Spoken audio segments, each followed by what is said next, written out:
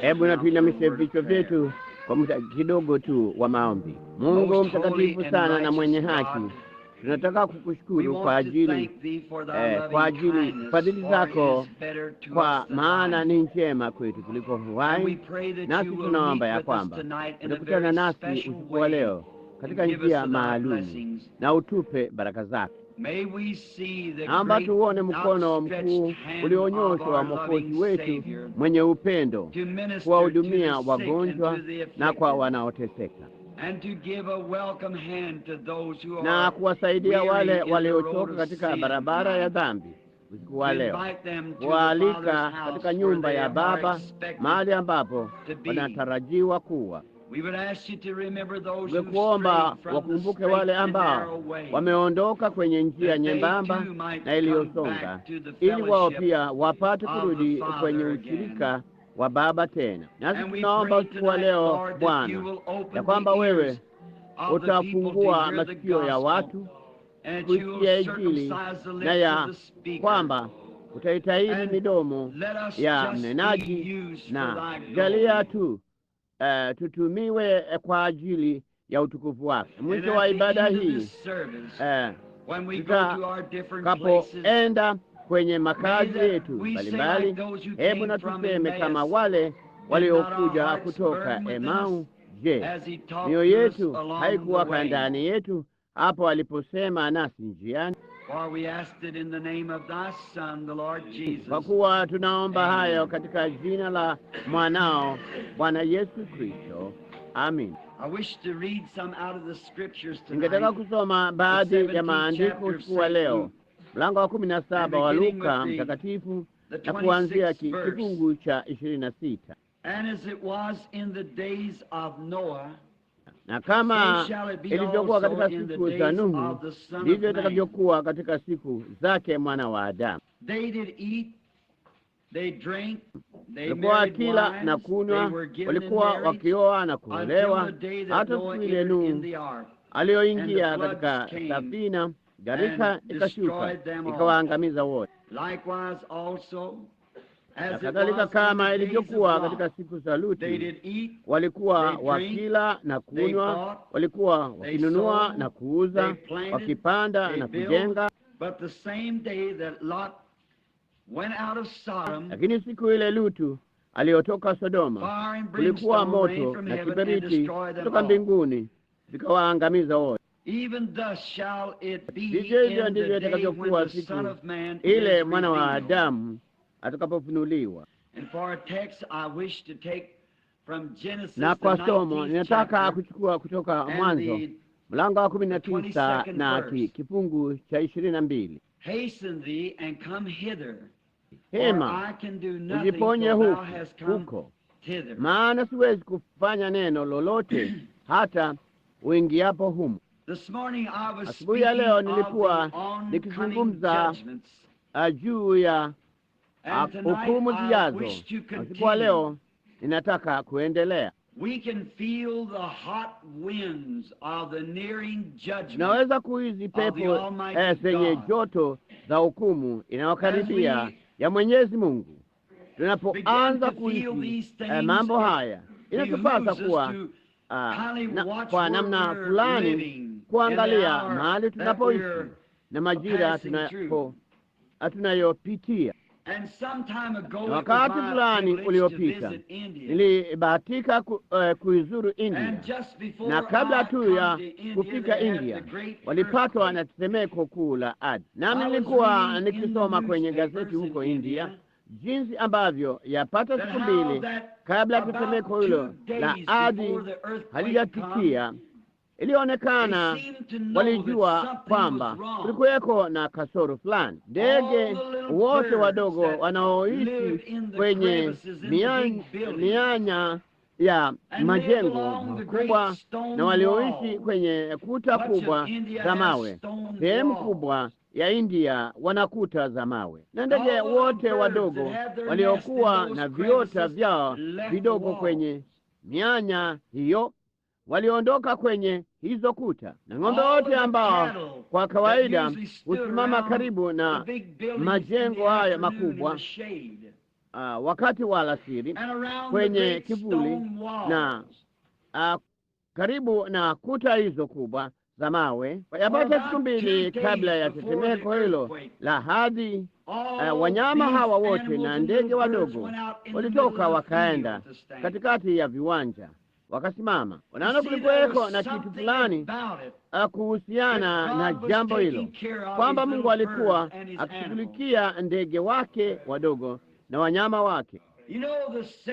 Unajua, Mungu yeye yule aliyewaongoza kuingia kwenye safina katika siku za mwanzoni, wakati walipoangamizwa na maji katika mahubiri ya Nuhu. Mungu yeye yule angali anaishi na anatawala leo, naye anavitawala viumbe vyake. Na mimi nilikuwa nikiwazia kama Mungu alikuwa anawajali sana ndege wake wadogo na ng'ombe wake na kondoo zake, kuwaondoa kwenye maangamizi kabla hayajashuka.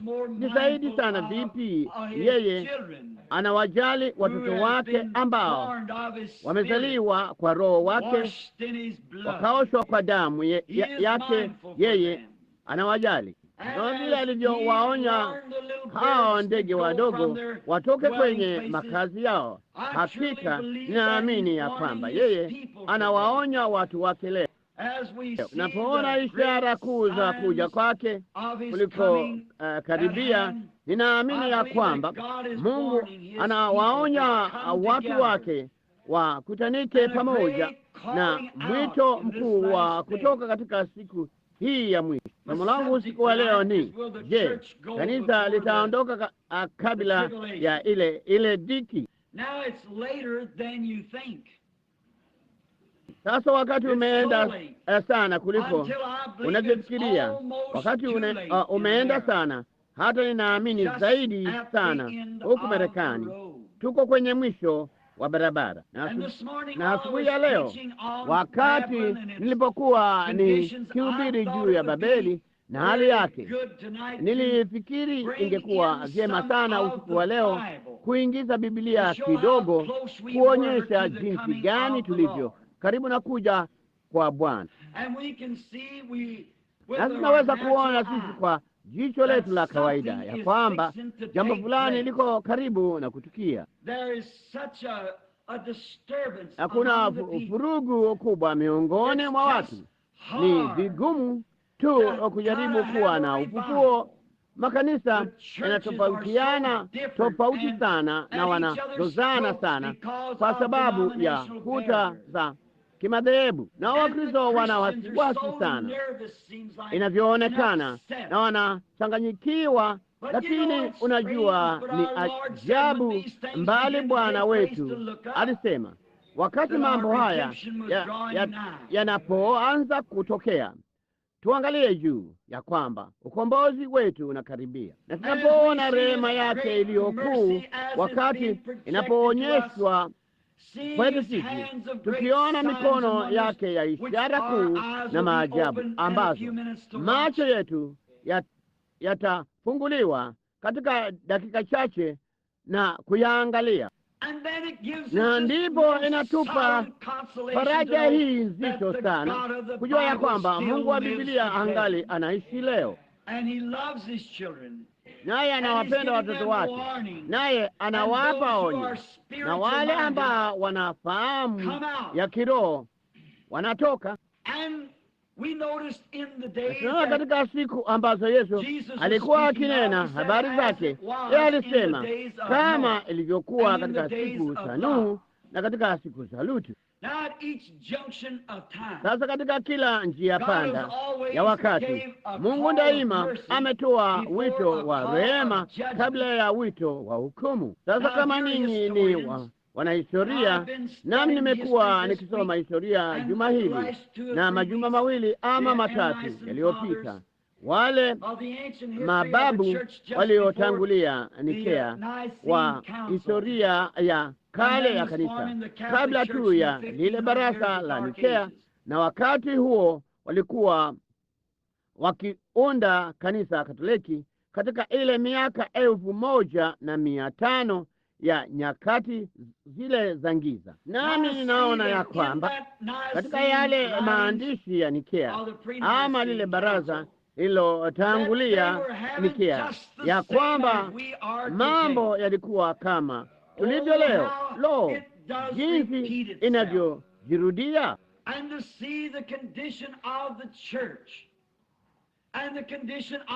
Na kuona hali ya kanisa na hali ya watu na ishara za wakati zimeandikwa kila mahali. Sasa kabla Mungu hajafanya jambo lolote kwenye kila njia panda ya wakati, yeye daima hutuma rehema, malaika, nabii, ujumbe. Na kama ilivyo kila wakati, hata sasa yote yamedharauliwa. Kanisa halitaki kuupokea. Nuhu, yeye alinena juu ya Nuhu hapa, naye alihubiri miaka 120, na ingawa ujumbe wake ulikuwa ni rehema, watu walishindwa kutilia maanani mafundisho yake. Ilikuwa ni kitu ambacho kingewaokoa, na hata hivyo hawangesikiliza.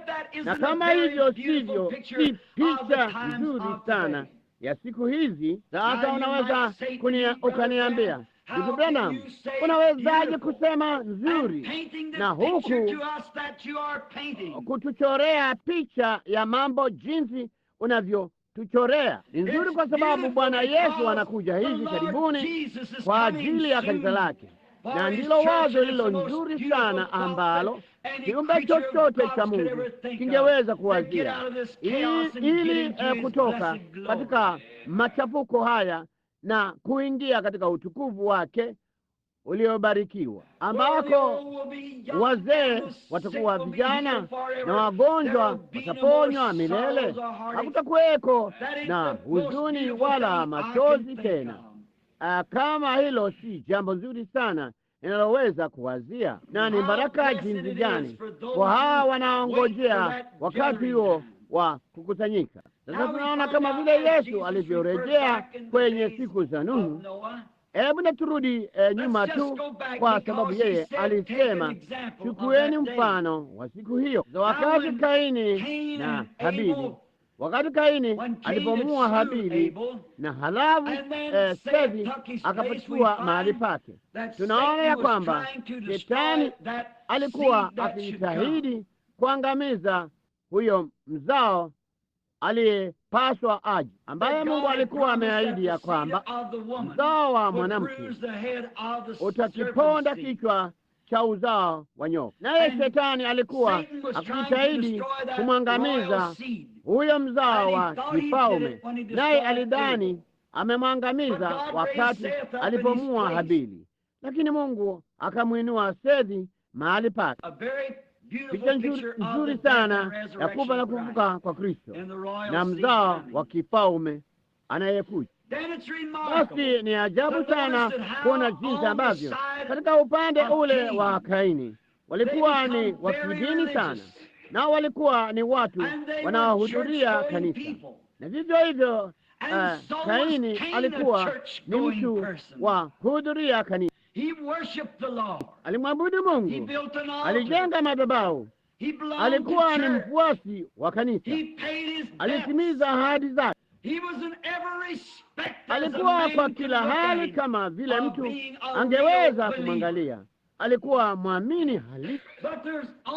Lakini kuna tabaka tatu za watu. Hizo ni waamini, wasioamini na wanaojifanya waamini, na ulimwengu ungali umejaa hao usiku wa leo. Na Kaini alikuwa ni mtu tu anayejifanya mwamini, na kutoka katika ukoo wake kulitokea kundi kubwa la watu wanaohudhuria kanisa, watu wa kidini sana. Sasa jambo hili si la kawaida kabisa. Bali je, uliona ya kwamba kutoka katika upande wake ilikuja jamii ya watu waliostaarabika, watu wenye elimu? Biblia inasema jambo hilo wazi wazi. Alisema walikuwa wakijenga na walikuwa wakifanya mambo makuu. Sayansi ilitokana na ukoo wa Kaini. Hao wanasayansi mashuhuri na madaktari na watu mashuhuri walitoka kwenye ukoo wa Kaini, wakati upande huo mwingine ulikuwa ni watu maskini, watu aina ya wakulima wadogo wadogo, bali wao walikuwa ni watu waliomwamini Mungu. Wao kuwa ni halisi. Mungu ni hesabu pamoja nao. Na kabla tu ya wakati wa mwisho kuja, kulitokea mchafuko mkubwa, na ule upande mkubwa wa kanisa, ndivyo ilivyoonekana, walikuwa wameshinda, kama tu ilivyo siku hizi kwa sayansi. Na jambo lingine kubwa, yeye alisema kulikuweko na ujenzi. Hakujatokea wakati katika historia ambapo ujenzi umekuwa mkubwa mno kama ilivyo sasa.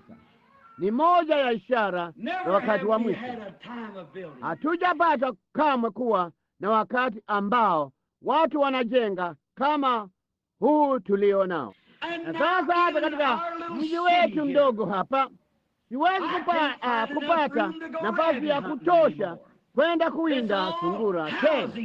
Kote ni miradi ya ujenzi, ni kujenga tu na kupanda. Na kama tungefungua macho yetu, ni moja ya vibao vya matangazo ya Mungu ya kwamba ule mwisho umekaribia. Na tulikuwa tunahubiri asubuhi ya leo juu ya Sputniki na makombora, jinsi wao wanavyoweza kusimama huko Moscow na kuelekeza makombora kwenye barabara ya 4 hapa Louisville bila hata kuondoka Moscow, na litachimba shimo ardhini futi 175 kwenda chini kwenye eneo la maili 150 mzunguko.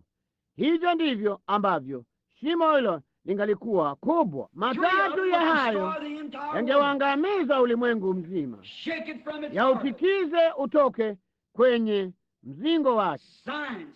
Sayansi, unaona iko upande gani?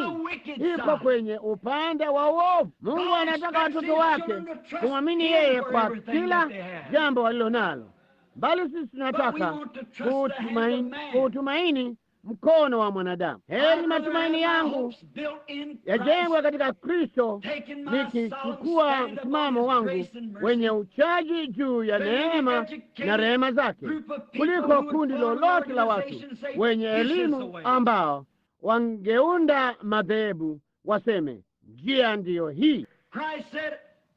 Kristo alisema, mimi ndimi njia, kweli na nuru, wala hakuna mtu awezaye kuja kwa Baba yangu ila kwa njia yangu. Kwa hiyo unaweza kuona ni sikukuu ya elimu, ni siku nzito ya ugomvi duniani, na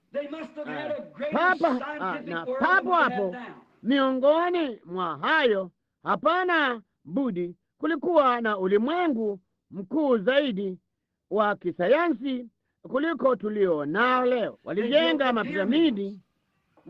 Hatuna kitu hata kimoja kinachoweza kujenga piramidi. Kama ungalipata kuwa karibu nalo, nimekuwa karibu nalo huko Misri na yale yaliyoko Mexico, na ni marefu sana, urefu wa majengo kadhaa ya mji. Ungekuwa na majabali ambayo yangekuwa na uzito wa mamia kadha ya tani, yamejengwa huko juu ya jengo hilo kubwa mno, nayo yamejengwa kikamilifu sana mpaka hata hakuna nafasi ya wembe. Yalichongwa kwa ustadi mkuu. Ni siku ya namna gani ya sayansi! Na pia limekaa kamilifu sana katikati ya dunia, na haiduru jua liwe wapi, kamwe hakuna kivuli kinacholizunguka. Nina shaka kama tungeweza kujilinganisha nao siku hizi katika sayansi yetu ya kisasa. Ni Yesu alisema, kama ilivyokuwa katika siku ile, ndivyo itakavyokuwa katika kuja kwake Mwana wa Mungu.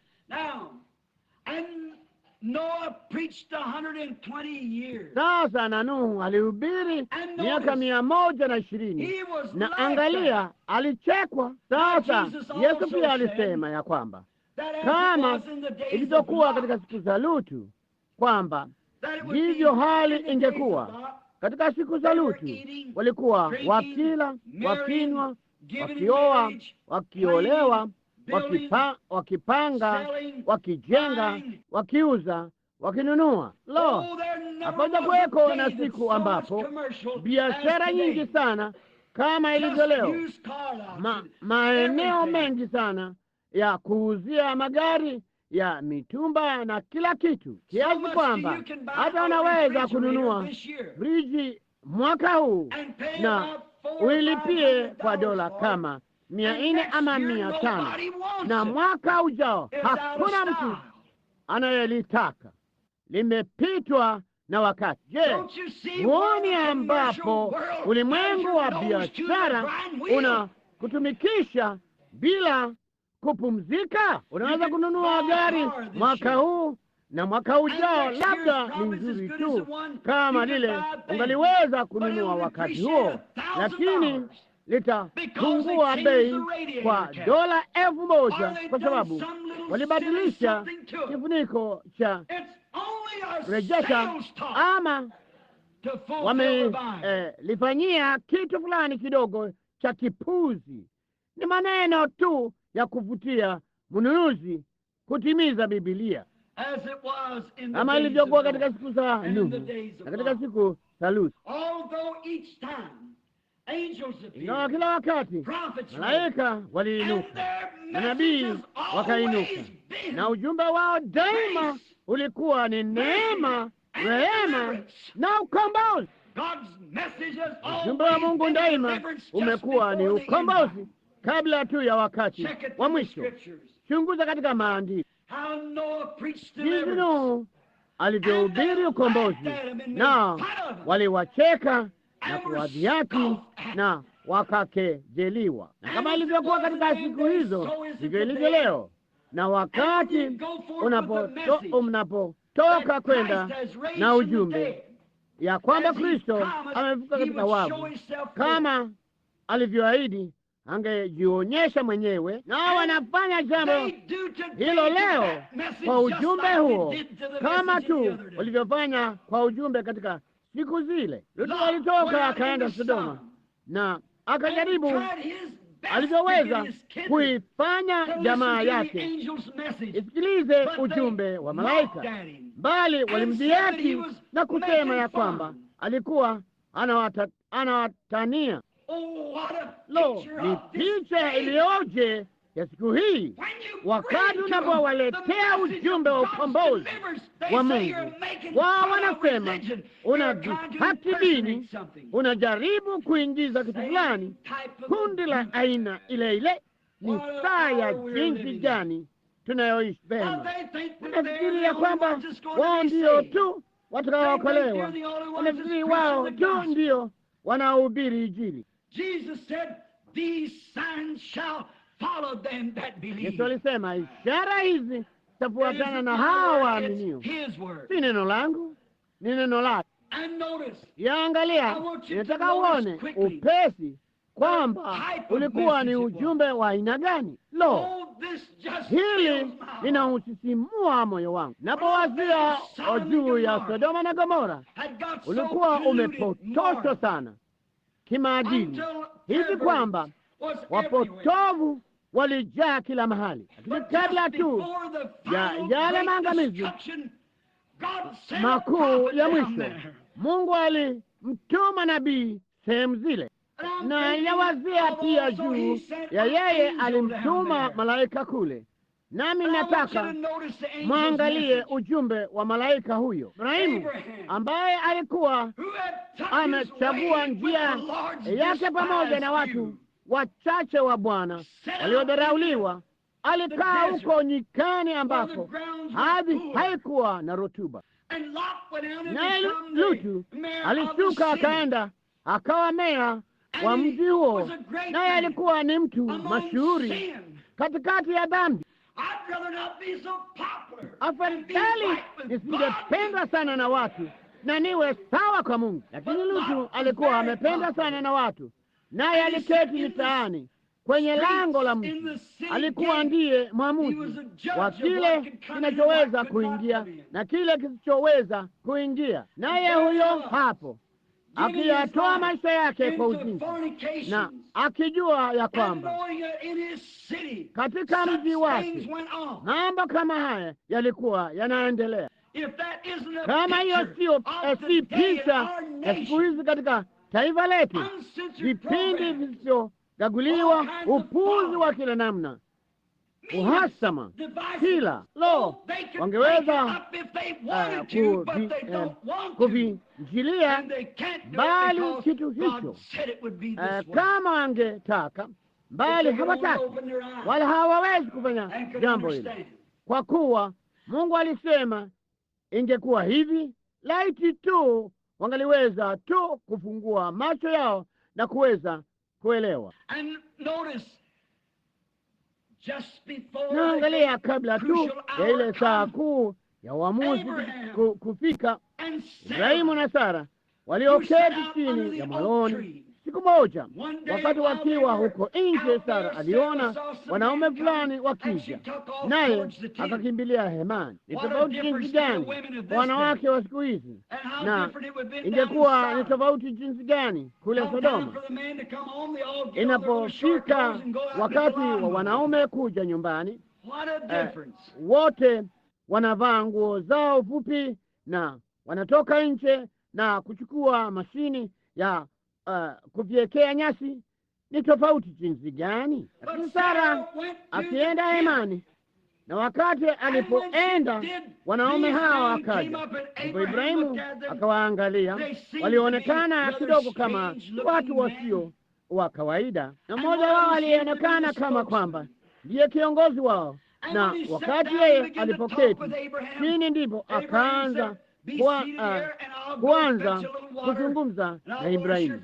Ibrahimu akasema, ketini hapa nami nitaenda kuwaletea maji na niwatawade miguu, alafu nitakanda mikate michache, nasi tutakuwa tumeandaa, ndipo mnaweza kula nyama kidogo, alafu mnaweza kuendelea na safari. Na wakati alipokimbia kwenda kule kwenye kundi la mifugo, basi akamchukua ndama mnono, akamchinja, akamwambia Sara akande unga kidogo na kutengeneza mikate michache. Ndipo akazungumza na mtu huyo. Ninaamini ya kwamba kwa njia moja au nyingine Ibrahimu alijua kwamba huyo alikuwa ni nani, na huyo mtu aliyekuwa ndiye mnenaji alikuwa ameelekeza mgongo wake hemani. Alikuwa ndiye mjumbe wa siku hiyo.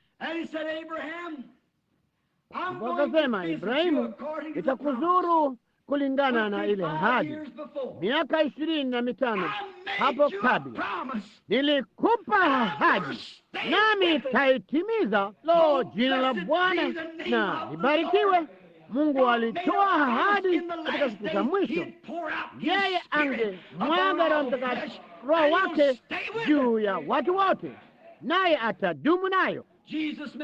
Yesu alifanya ahadi na kusema, mambo nifanyayo ninyi nanyi mtayafanya, naye atadumu na hilo, kwa kuwa yeye ni mwenye haki. Ibrahimu akamwangalia akasema, namo wakati kama huu mwezi ujao, wakati huu mwakani. Hiyo ilikuwa kwa Sara, nitakuzuru naye Sara atamzaa mtoto ambaye niliahidi. Sasa Ibrahimu alikuwa na umri wa miaka 100 na Sara alikuwa na 90, naye Sara akiwa yuko nyuma ya yule malaika ndani ya hema, akacheka. Yule malaika akiwa amempa kisogo akasema, kwa nini Sara amecheka? Huyo alikuwa ndiye mjumbe. Hii mnajua inachozungumzia. Hiyo ilikuwa ni filosofia ya namna gani? Huku ameelekeza mgongo wake kwenye hema, na huyo mwanamke akiwa yuko kule ndani, naye mwanamke huyo akatabasamu. Ndipo huyo mtu akasema, kwa nini anacheka? Yeye alijua jambo hilo. Huo ulikuwa ndio ujumbe wa mwisho kabla Sodoma na Gomora kuteketezwa. Ndugu, kama ukiusikia huo usiku wa leo, sasa ni ujumbe wa mwisho kabla ulimwengu huu kuchoma moto. Unaona tabia ya malaika huyo? Huyo malaika alikuwa ni nani? Alikuwa ni Mungu. Kumbukeni, Ibrahimu alimwita Bwana. Tafsiri hapo ni Elohim, yule Yehova aliye mkuu mwenye nguvu. Ilikuwa ni Yesu Kristo aliyefanyika mwili. Fulani alisema, unataka kuniambia huyo ati huyo ndiye aliupataje ule mwili? Bona yeye aliwaita tu hao malaika wawili, naye akapulizia pumzi kidogo namna hiyo, ndipo atomu na akalisi na potasiamu zikaungana, na Gabrieli akaingia katika moja na malaika mwingine huo mwingine, kisha mwenyewe akajifanyia mmoja yeye mwenyewe. Jina takatifu na libarikiwe. Ni furaha sana usiku wa leo kujua ya kwamba Mungu yeye yule mwenyezi ambaye aliweza kujifanyia mwili wa kuishi ndani, tumaini langu liko ndani yake, ya kwamba siku moja yeye hata uinua huu kama alivyoahidi kufanya, naye yuko miongoni mwetu akifanya jambo lile lile alilotenda kule. Lo, jina lake tukufu na lisifiwe.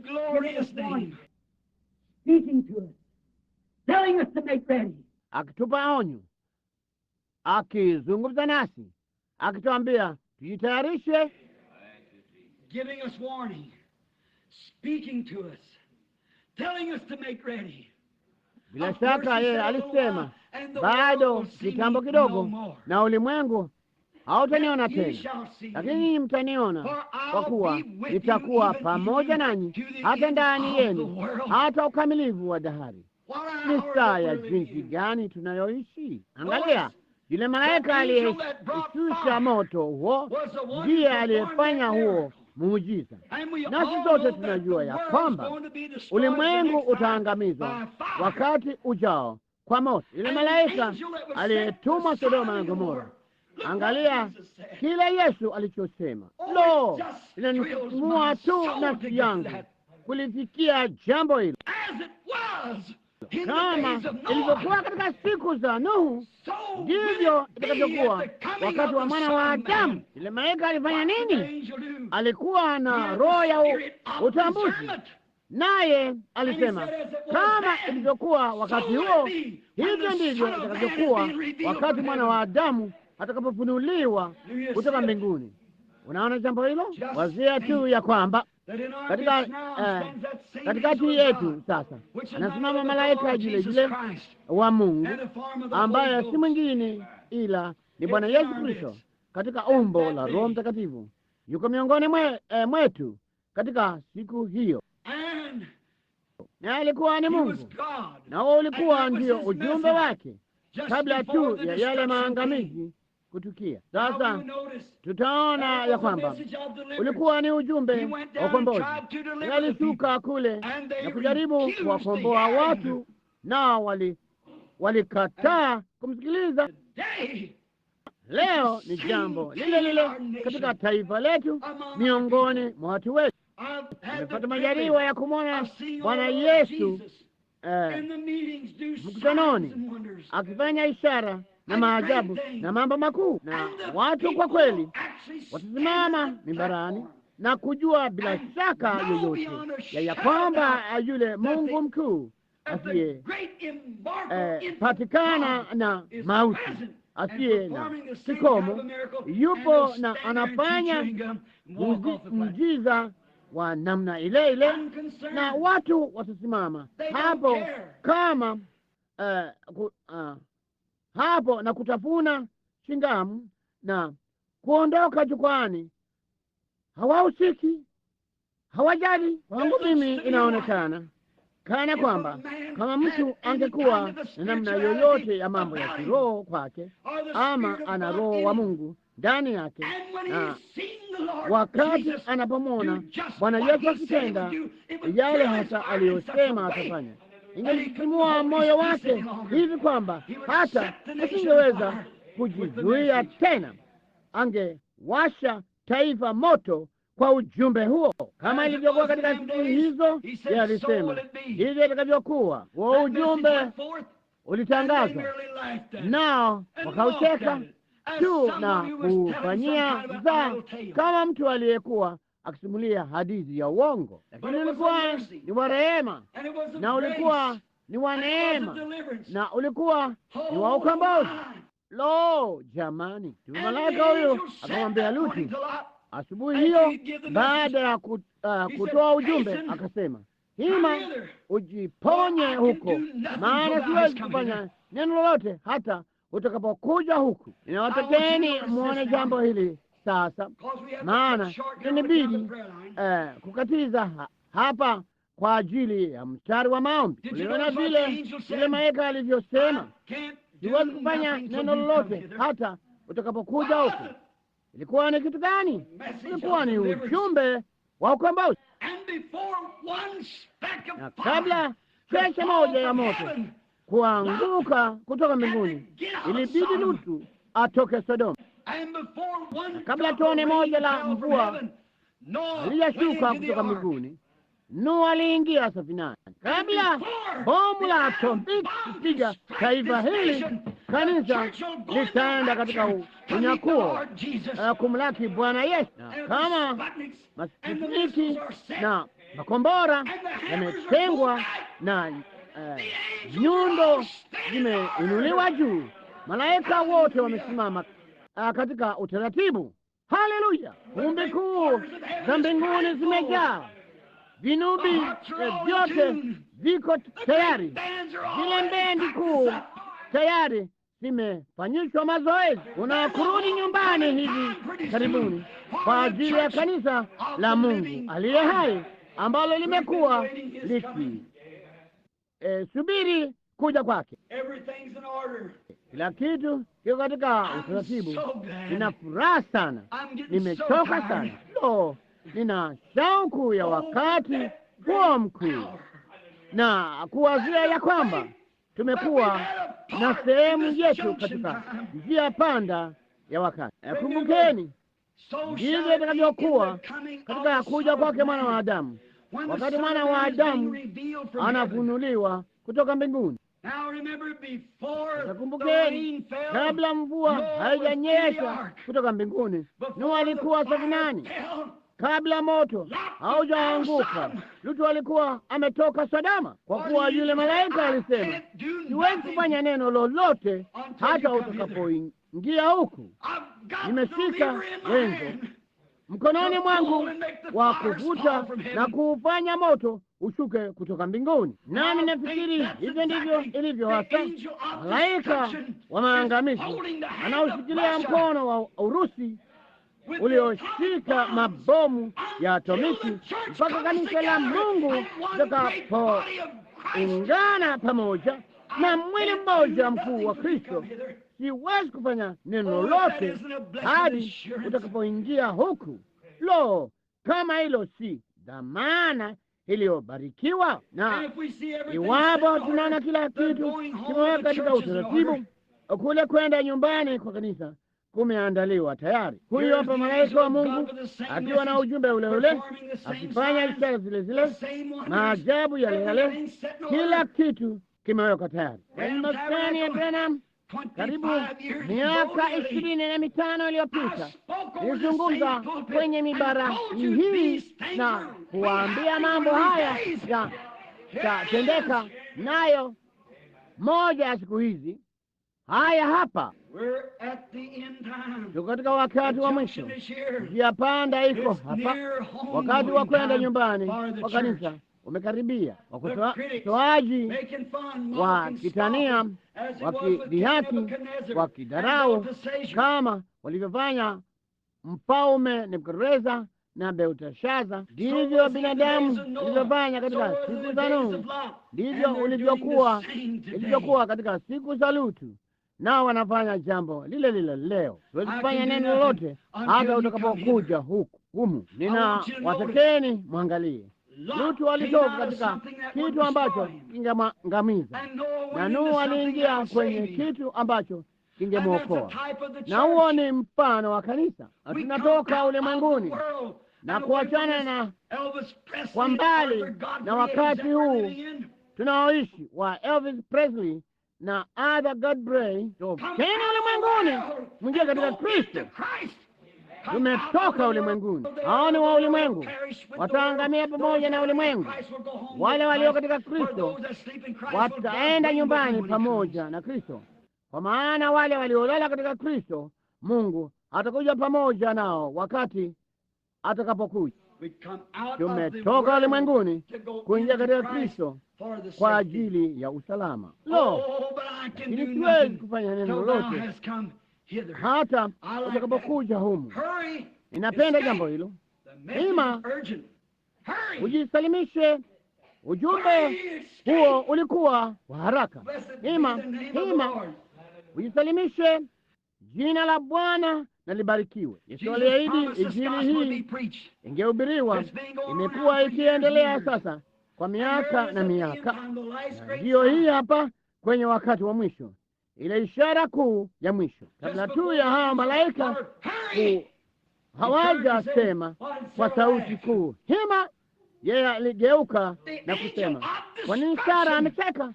Malaika wa maangamizi alisema, nimesikia kuhusu dhambi zao, nami nimekuja kuona kama ilikuwa ni kweli ama si kweli. Naye akakuta kwamba ilikuwa ni kweli, na ujumbe huo ulikuwa wa neema na rehema na ukombozi. Lakini hima, enyi watoto masketi, umeinama na kushangaa. Hima upesi, wakati umekaribia. Kimbieni wapi? Huko nje, kama wale ndege wadogo walivyofanya. Nendeni mbali na hizi kuta za kisasa za Babeli, haya madhehebu makubwa ya kale yanayosema hakuna tofauti ya wakati. Makanisa haya makubwa ya kale yasiyoamini yanayosema hakuna kitu kama uponyaji wa kiungu, hakuna miujiza. Ondokeni kwenye kuta hizo, kwa maana zitaanguka katika maangamizi na kushindwa. Maana Mungu wangu alisema hivi, imbieni mkaingie katikati ya kile ya kule Kalvari, kama wale ndege walienda kwenye miti, nanyi pia endeni kwenye mti ule, mti ambapo Kristo alisulubiwa. Mkaniingilie huko katikati ya rehema zake, mkamlilie Mungu hata dhoruba itakapopita. Hima jisalimishe, njoo huku, kwa maana siwezi kufanya neno lolote hata utakapotoka. Yeye anakungojea. Ondokeni kwenye maskini vitu hivi vya kisasa. Ondoka kwenye hiyo televisheni wakati michezo ya aina hiyo inapoanza. Funga redio wakati roki inapoanza. Enenda kama bibi, vaa kama bibi. Enenda kama mwanamume, vaa kama mwanamume. Zungumza kama Mkristo, ishi kama Mkristo. Unguza madaraja yote. Hima, tokeni, maangamizi yanakaribia. Mungu amechefuka moyo na amechoka. Muda umeenda sana kuliko unavyodhania. Saa imewadia, rehema ya malaika, yule malaika wa rehema ambaye alituma ujumbe wake yuko papa hapa usiku wa leo. Mnaamini? Je, itabidi kanisa kuondoka kabla ya wakati wa dhiki? Angalia, Israeli walienda Gosheni na Misri ikaingia katika giza. Misri iliingia Gosheni, wakapelekwa kwenye nchi ya ahadi.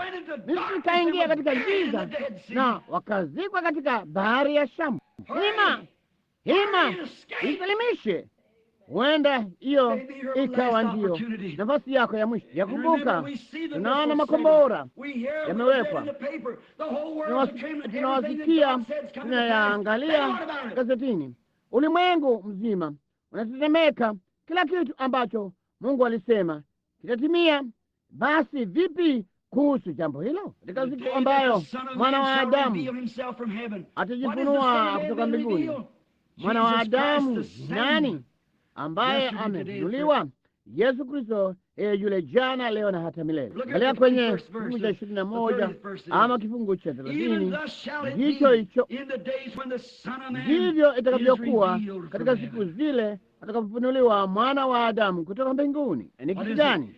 Jumbe hizi ambazo jambo hili alijatukia kama tangu Yesu alipokuwa duniani.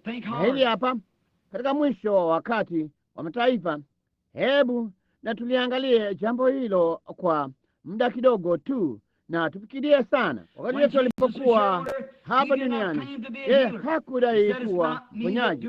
Alisema, mimi ninayefanya kazi hizo ni Baba yangu, bali ninafanya tu yale Baba anayonionyesha kufanya. Yohana Mtakatifu 5:19 alisema, amini amini nawaambia, mwana hawezi kutenda neno mwenyewe, ila lile ambalo amona Baba analitenda. Kama ukimwangalia Filipo wakati alipoongoka mara ya kwanza, alipoanza huduma yake, Bwana Yesu, ni nini kilitukia? Hebu tuone jinsi mwana wa Adamu atakavyojifunua mwenyewe. Kama ni yeye yule jana, leo na hata milele, itabidi kujifunua mwenyewe kama alivyofanya jana. Kama akijifunua vile vile, itabidi afunue ujumbe ule ule kimya kimya. Basi mwangalie wakati Petro alipomjia baada ya huduma yake. Yohana Mtakatifu kwanza, Petro alimwendea. Hakuwa anaitwa Petro wakati huo, alikuwa anaitwa kwa jina lingine. Wakati alipomwendea yeye alisema, wewe ni Simoni na baba yako ni Yona.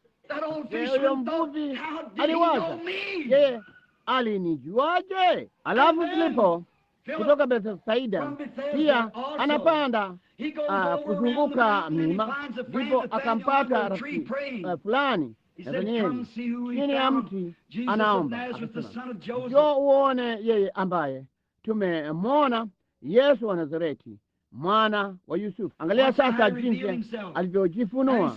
Naye akasema, je, laweza neno njema linaloweza kutoka Nazareti? Akasema, njoo uone. Hilo ndilo jibu nzuri sana mtu yeyote analoweza kutoa. Usikosoe, njoo ujionee mwenyewe. Lo, laiti tungalikuwa waaminifu namna hiyo leo. Katika safari yake akaanza kufundisha. Mbona alisema Petro jana fulani Kefa, je, unamjua yule mzee mvuvi? Ndiyo, yeye alienda mbele ya mtu huyu, naye akamwambia kwamba alikuwa nani na kwamba baba yake alikuwa ni nani. Akasema Nathanieli, sijui kuhusu jambo hilo. Na wakati alipoenda mahali Yesu alipokuwa kwenye mstari ambapo alikuwa akiwaombea wagonjwa, Yesu alikazia hayo macho na kusema, tazama Mwisraeli ambaye ndani yake hamna hila. Yeye alijuaje alikuwa ni Mwisraeli? Wayunani na kadhalika walivalia nguo sawa na walifanana. Yeye alijuaje kwamba alikuwa ni Mwisraeli? Alikuwa ni Mungu aliyedhihirishwa katika mwili. Alifanya nini? Aliangalia na akamwona, akasema, ulinijua lini Rabi? Akasema, kabla Filipo hata kuita, wakati ulipokuwa chini ya ule mti nilikuona. Akasema, hilo linatosha, wewe ni mwana wa Mungu, wewe ni mfalme wa Israeli. Yesu akasema, kwa sababu nimekwambia jambo hilo, unaamini? Akasema, basi unaweza kuona mambo makubwa kuliko hii. Lakini mfuasi wa kanisa asiyeamini alisimama hapo karibu, mwenye kicho na mwaminifu wawezavyo kuwa. Hakika walikuwa wamesimama pale wakiwa na elimu kubwa, ujuzi mwingi sana wa theolojia za seminari. Wakasema, huyu ni mpiga ramli, yeye ni Beelzebuli. Yesu akasema, unasema haya kwangu, ninawasamehe, lakini wakati Roho Mtakatifu atakapokuja na kufanya jambo lile lile, neno moja dhidi yake halitasamehewa katika ulimwengu huu wala hata katika ulimwengu ujao. Ulikuweko na mwanamke mdogo kutoka naye akapitia kwenye umati wa watu na akaguza vazi lake, kwa kuwa alisema kimoja moyo, kama ninaweza kuguza mtu huyu nitakuwa mzima. Akamguza, akakimbia na kujichomeka ndani ya umati huo wa watu, akaketi chini, ama chochote alichofanya. Ndipo Yesu akageuka akasema, ni nani aliyeniguza? Petro akamkemea akasema, angalia umati wote unakuguza, kwa nini unasema ni nani aliyeniguza? Akasema, lakini nimekuwa dhaifu, nguvu ama uwezo umenitoka. Ndipo akaangalia kote kwa macho hayo mpaka akampata. Yeye alifanyaje jambo hilo? Hatujui, bali ni yeye yule jana, leo na hata milele. Naye akajifunua kwa taifa la Yahudi kwa njia hiyo. Wakati alipokuja kwa Samaria, huyo mwanamke alikuwa pale kisimani, mwanamke mzuri Msamaria. Kumbukeni, kuna mataifa matatu tu ya watu, hayo ni Wayahudi, mataifa na Msamaria, watu wa Ham, Shem na Jafet. Naye Msamaria alikuwa ni nusu Myahudi na nusu mataifa.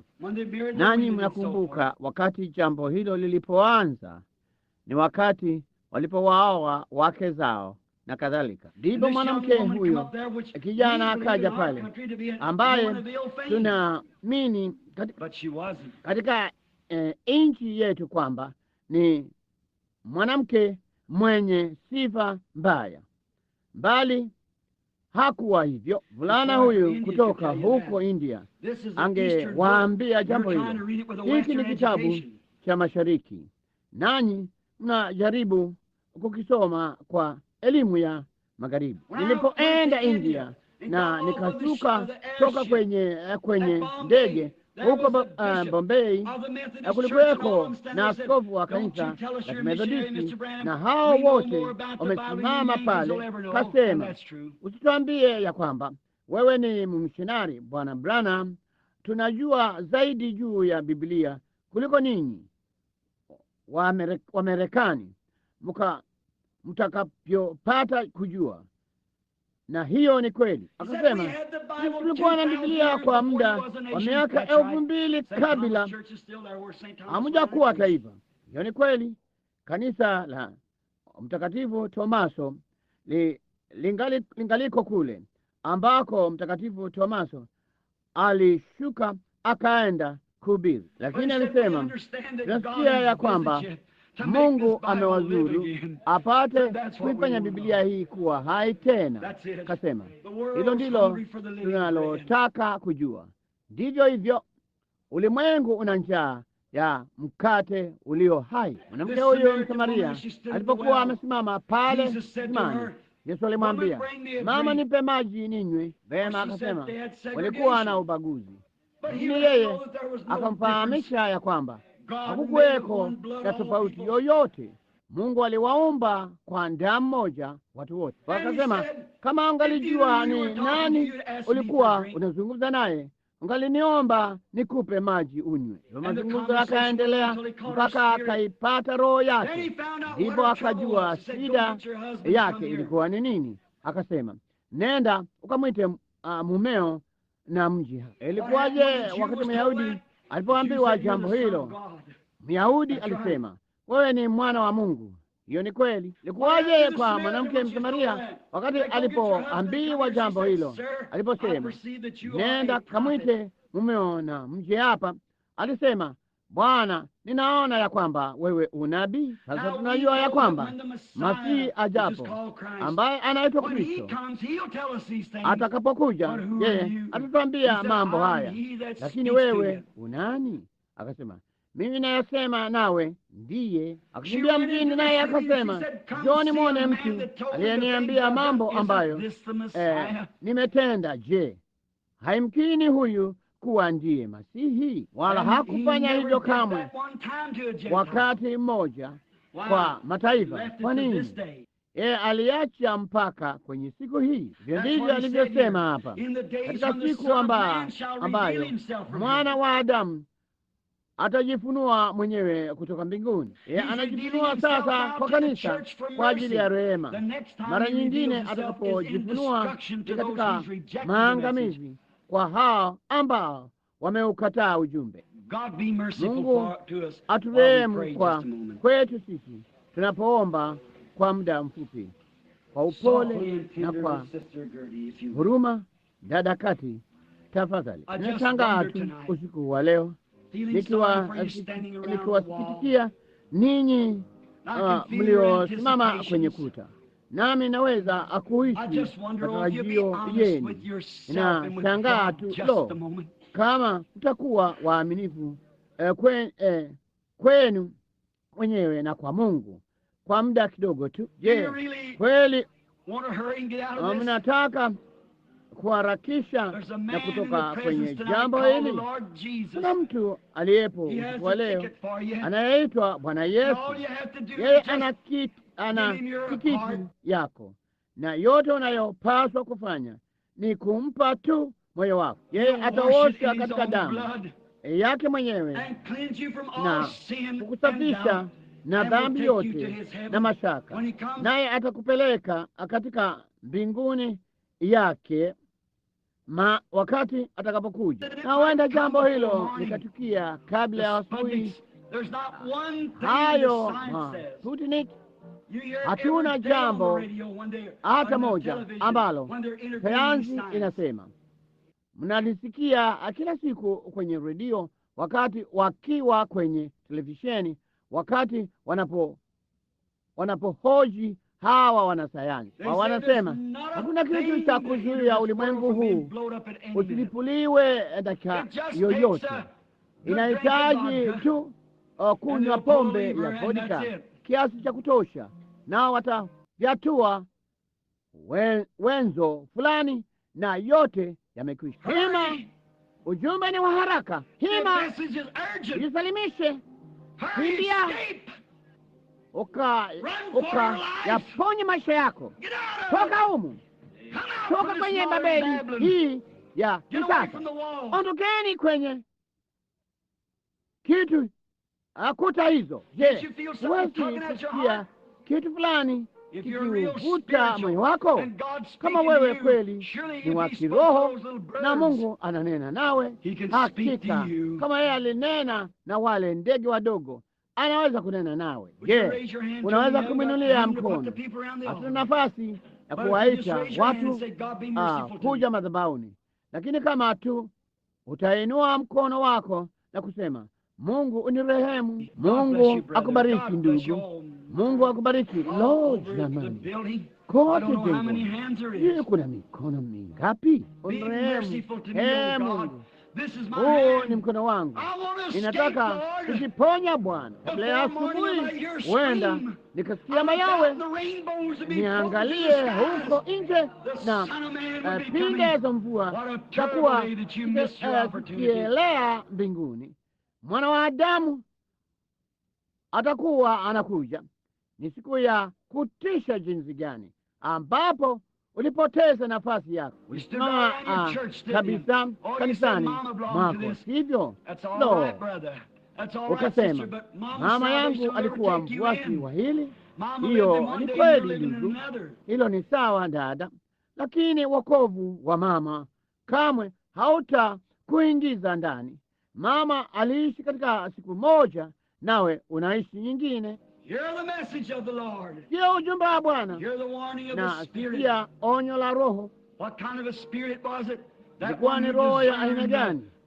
Yule aliyetambua jinsi Sara alivyokuwa amecheka ndani ya hema. Malaika wa Bwana. Sasa huku vichwa vyenu vinainamishwa, ninataka kumwombea kila mmoja wenu. Ulifanya nini wakati ulipoinua mikono yako? Unasema hilo linamaanisha lolote? Naam, hakika linamaanisha. Kama kweli ulimaanisha jambo hilo lililomaanisha tofauti kati ya mauti na uzima. Jumbe ni wa haraka sana. Mbona usiinue mkono wako juu sasa hivi? Mungu ni rehemu. Mungu akubariki yule msichana mdogo. Mungu abariki huyu bibi. Mungu akubariki wewe mwanangu, wewe kijana, mwanamume, watoto wadogo kote kote hapa mna madhabahuni, mumeinua mikono yao juu. Vema, na watakia heri. Unasema hawamaanishi jambo hilo. Lo, ndiyo wanamaanisha. Yesu alisema, waacheni watoto wadogo waje kwangu, wazuie, kwa kuwa watoto kama hao ufalme wa Mungu ni wao. Huenda wasiishi wakawa watu wazima, lakini watakuwa hivyo, hawata nini kabisa, watajiponya labda na mambo yote makuu ambayo imetulazimu kupitia. Mungu turehemu. Wakati unapoinua mikono yako, inaonyesha kwamba kuna kitu fulani ndani yako ambacho kimeamua mwili wako ungekuwa umekufa kama kusinge kuweko na kitu fulani ndani yako ambacho kilisema inua mkono inua mikono yako. Huyo alikuwa ni Roho. Ndipo unainua mkono wako. Mungu alishuhudia jambo hilo. Roho alikufanya uinue mkono yako. Mungu akubariki. Na watoto wote wadogo kule nyuma, watoto hawa wadogo weusi pia kule, Mungu aibariki maskini mioyo yenu midogo kipenzi. Mungu anakupenda hakika. Tunatoka hapa moja ya siku hizi, sijui itakuwa ni nini, lakini inajua hima upesi sana. Ingieni kwenye ufalme. Nasema vema, nimesikia jambo hilo hapo awali, huenda ukalisikia kwa mara yako ya mwisho pia. Hebu huu uwe ndio huo wakati. Mungu akubariki huko nyuma, wewe msichana. Ondokeni kwenye upuzi huu wa kisasa uliooza. Kuta hizi za kale zote zitaanguka, hizi roki hizi zote na upuzi huu wote vitaangamia pamoja na ulimwengu, hesabiwe pamoja na ulimwengu. Ondokeni humo. Mungu anakuja kwa ajili ya kanisa lake. Yeye anatuchagua. Hiyo ndiyo sababu anazungumza nawe. Ujumbe ni wa haraka, njoo upesi. Na wakati tukiomba, uwe mwaminifu sasa na umwombe Mungu akurehemu. Bwana uliyebarikiwa, huenda ukawa na watu hapa ambao hawajaona kabisa matendo ya nguvu za Mungu maishani mwao, lakini kitu fulani ndani ya mioyo yao kimesema inua mkono wako. Ni mimi. Nao wanaona ya kwamba kuna wito wa haraka sana. Wao ni watu wenye akili ya kutosha kuangalia kila mahali na kuona ya kwamba kuna jambo fulani linalokaribia kutukia. Ni wadogo, wengi wao waliinua mikono yao midogo. Mungu wa rehemu. Wengi wa wazee na wa umri wa makamu waliinua mikono yao. Matineja waliinua mikono yao, wanataka rehema Mungu. Nami nafurahi sana kujua ya kwamba ufunuo wa kwanza wa Kristo ni rehema, ufunuo wa pili ni hukumu. Mungu, tunakushukuru kwa ajili ya hawa ambao wamechukua rehema usiku wa leo, njia ya rehema. Heri wenye rehema, kwa maana watapata rehema. Heri wenye njaa na kiu ya haki, watashiba. Wacha taa zao usiku wa leo, Bwana, jalia wawe taa zilizowekwa juu ya kilima ambazo haziwezi kufichwa, bali zinatoa mwangaza katika mashule na mahali ambako zitaunganishwa tangu sasa. Tujalie Bwana, jalia wawe taa zinazowaka kwa ajili ya utukufu wa Mungu. Wabariki, na katika siku fulani katika ulimwengu ulio bora zaidi, Bwana, jalia sote tukusanyike kuizunguka ile meza kuu ya Mungu kwenye karamu ya harusi. Dumisha roho yako juu yetu Bwana. Bariki wale wanaosimama karibu na kuta na nje huko kwenye ukumbi na kila mahali, walioinua mikono yao na kadhalika. Uwe pamoja nao Bwana. Wamesimama na maumivu ya viungo usiku wa leo, lakini uturehemu. Tujalie mambo haya. Wao ni matunda ya ujumbe huu ulioharakishwa usiku wa leo. Naomba ya kwamba malaika wa Bwana watalifanya halisi sana mioyoni mwao, hivi kwamba hawatakosa lolote la hayo. Nao ni matunda, nami ninawakabidhi kwako, nawe uwatoe kwa Yesu, kwa maana hao ni zawadi zako za upendo kwake. Hakuna mtu anayeweza kuwapokonya kutoka katika mkono huo, maana hakuna aliye mkuu kuliko Mungu. Nami naomba ya kwamba wewe utawaweka salamini mpaka Yesu atakapokuja kuwachukua. Jalia hao wengine wafanye haraka Bwana na kuharakisha, kwa kuwa ujumbe huu ni wa haraka sana. Inatubidi kutoka haraka kabla maangamizi hayajaja. Na sasa Bwana Mungu, ninaomba ya kwamba utamtuma malaika wako, yeye yule aliyeketi pamoja na Ibrahimu. Jalie Bwana, naye aliweza kujua yale Sara aliyokuwa akifanya huko nyuma ya imani, na huyo alikuwa ni yule malaika wa agano.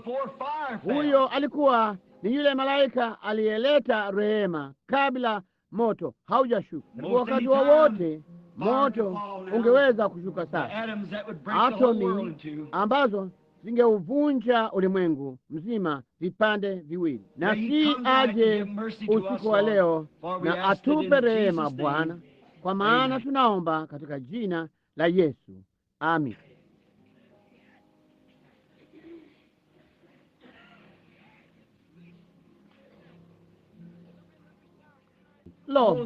Kuna kitu fulani kuhusu Injili ya kale iliyobarikiwa, inaonekana kana kwamba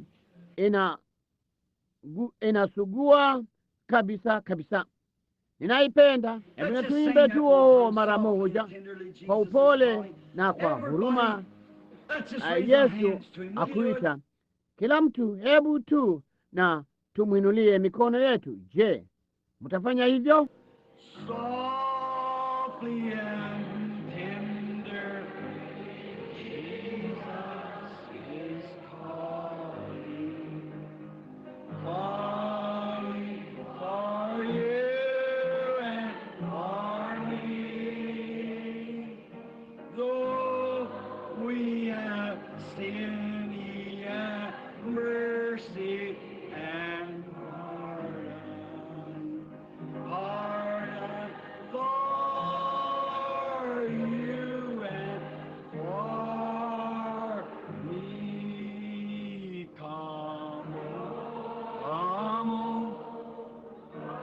Just shut in with Christ now. Ye who are weary, come home.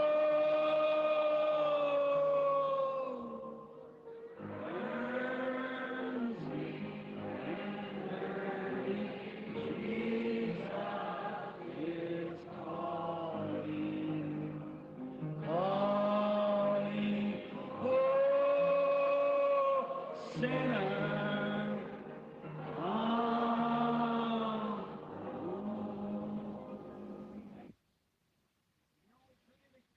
Hujawahi kuwa kwenye moja ya ibada zetu za uponyaji?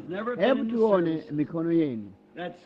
Haujawahi kuwa kwenye ibada hizo? Sawa, ninafurahi kuwa pamoja nanyi hapa. Sasa sidai kuwa mponyaji, ninadai ya kwamba Yesu hajafa bali yu hai. Mimi si mponyaji, hakuna mponyaji. Kristo amekuponya tayari, kwa mapigo yake uliponywa. Lakini nataka kuwauliza ninyi wageni jambo fulani. Sasa labda munaenda kwenye kanisa fulani. Wengi wenu mlioinua mkono wenu hivi punde tu, uliinua mkono wako kwa ajili ya maombi kitambo kidogo kilichopita. Kama huna kanisa ulochagua, nakukaribisha katika maskani ya Branham hapa, ambapo ndugu yetu mpenzi Oman Neville, mtu mcha Mungu anayefundisha kweli tupu kutoka katika Biblia, mnakaribishwa kwenye ushirika wetu. Na nini tu, ni madhehebu, sisi ni kanisa tu hapa. Ushirika, sisi ni Methodist, Baptist, Presbyteri, Pentecost, Luteri, tuko yote. Sisi ni Wakristo wanaowapenda ninyi, na sisi tunaomba ya kwamba utajipatia, kama huwezi kuja hapa, jitafutie kanisa nzuri la nyumbani, mahali fulani ambako kweli wanahubiri Injili, na ili kwamba upate kulishwa na Roho wa Mungu. Kila mahali kote jengoni kwa leo, kama Bwana Yesu amefufuka kutoka katika wafu, nami nimewaambia kweli, basi Mungu anawajibika kwa neno lake kulidhihirisha. Unaona, lo, usiogope kulitumainia hilo. Aidha ni Biblia, ni kweli ama si kweli. Kama si kweli, ni danganyifu sana kuliko yote iliyowahi kuandikwa, kwa maana imedanganya mamilioni. Nimesimama mara nyingi nikiwa nimeshika Qur'ani katika mkono mmoja na Biblia katika huo mwingine mbele ya Waislamu na kusema, kimoja ni cha kweli na kingine ni cha uongo. Hebu Mungu ambaye ni Mungu halisi anene. Usiogope, yeye hata kupungukia kamwe, hata kuacha kamwe. Sasa Bwana Yesu wakati alipokuwa hapa duniani, kazi alizofanya ambazo ndiyo kwanza tuzinukuu, yeye aliahidi ya kwamba atakuja tena kabla ya wakati wa mwisho, na angefanya mambo yale yale.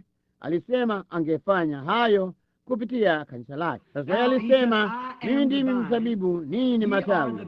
Sasa mzabibu hauzai tunda, matawi ndiyo yanayozaa tunda. Sasa kama ni tawi la mboga litazaa maboga, kama ni tawi la tikiti maji litazaa matikiti maji, kama ni tawi la tango litazaa matango, kama ni tawi la mzabibu litazaa mzabibu, kama ni tawi la Kikristo litazaa Kristo.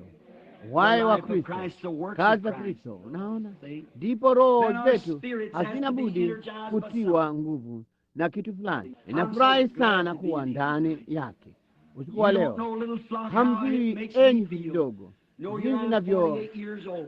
jinsi linavyonifanya kujisikia kujua hapa. Nina umri wa miaka 48, ni mzee, na nimehubiri sasa kwa muda wa miaka 27 7. Mabega yangu yanainama, na lo, ninatambua mimi si mfulana huyo mdogo aliyekuwa akicheza ngololi nje hapa mtaani. Lakini kuna jambo moja ninalojua, mimi ni mtumishi wake. Afadhali nipate hilo kuliko yote nijuayo, kwa maana kitu kingine chochote kitafaa nini? Nimejaribu kuwa mwaminifu kwenu ninyi watu. Nimejaribu kufanya kila kitu nilichoweza kufanya ili nipate kuwa mwaminifu na mwenye haki na mkweli mbele zenu na mbele za Mungu, kwa maana ninajua yeye anatuangalia wakati wote. Za kama ningeweza, nitawaambia sasa ujumbe huu mdogo usiku wa leo. Nilijaribu kumaliza mapema, mbali ninaomba ya kwamba Mungu atachukua yale yaliyosalia na kuyaweka mioyoni mwenu. Hima, tokeni Babeli upesi mwezavyo, mkae ulimwenguni. Ondokeni kwenye upuzi huo, njoni huku mkawe huru pamoja na Kristo. Ondokeni kwenye mambo haya, kwa kuwa hamjui ni saa gani ambapo huenda kusiwe na kitu ila fumbi tu lililosalia juu ya dunia hii, gezi tu, na ulimwengu huu wa kale umekwisha alipuliwa vipande vipande. Linawezekana kutukia kabla ibada hii haijaisha, wala jambo hilo lisingepingana na maandiko hata kidogo, lingetimiza tu maandiko. Injili imekwisha kuhubiriwa. Huu hapa ujumbe wa mwisho. Sasa msitarajie mambo makuu ya usoni. Marekani imekwisha tenda dhambi na kumaliza siku yake ya neema. Hiyo ni kweli kabisa. Andikeni jambo hilo kwenye Biblia zenu, muone kama niko sahihi ama nimekosea. Imekuwa ikishuka sasa kwa miaka miwili. Billy Graham alisema kwenye kinywa chake si muda mrefu uliopita, alinua Biblia juu kasema, hiki hapa ndicho kipimo. Paulo alienda katika mji fulani na akapata mwongovu mmoja, akarudi mwaka uliofuata na kulikuwa na 30. Kasema, mimi naenda katika mji na kuwa na ufunguo wa waongovu 20,000, kisha ninarudi katika muda wa miezi 6, wala siwezi kupata labda 20. Kuna nini? Kuna kiasi fulani tu cha samaki kwenye kilimo. Kuna kiasi kadha tu ambacho Mungu alijua kabla ya kuwekwa msingi ya ulimwengu, na wamechaguliwa tangu zamani kwa ajili ya uzima wa milele. Wakati huyo wa mwisho atakapoingia, mambo yamekwisha. Kulikuwa na kiasi fulani tu cha ndege kilichoingia safinani, kiasi fulani tu cha wanyama mbalimbali kilichoingia kwenye safina ile, na mlango ukafungwa, na Mungu na hawa wengine wakaachwa nje, ingawa walijaribu kuingia. Rafiki yangu mpendwa, kama wewe hauko ndani, ingia ndani sasa hivi, wakati Mungu angali anaita, maana milango ya rehema huenda ikafungwa kwa mataifa wakati wowote. Sasa jambo ninalofanya sasa itakuwa yale nitakayosema sasa. Nimenena na maneno yangu kama nilikuwa nimehubiri kwa muda wa saa kadha, haingekuwa na nusu faida ya neno moja kutoka kwa Kristo wetu anayestahili kuabudiwa. Sasa lakini yale niliyohubiri, ama nimesema kweli ama ni uongo, kama nimesema uongo, Mungu hatahusika nao. Kama nimesema kweli, Mungu atasimama nyuma ya neno lake. Unasema nini? Ni ngapi? Ati uligawa kadi 50? Nitawaonyesha ni kwa nini inatubidi kugawa kadi wakati unapokuwa na mkutano wa utambuzi.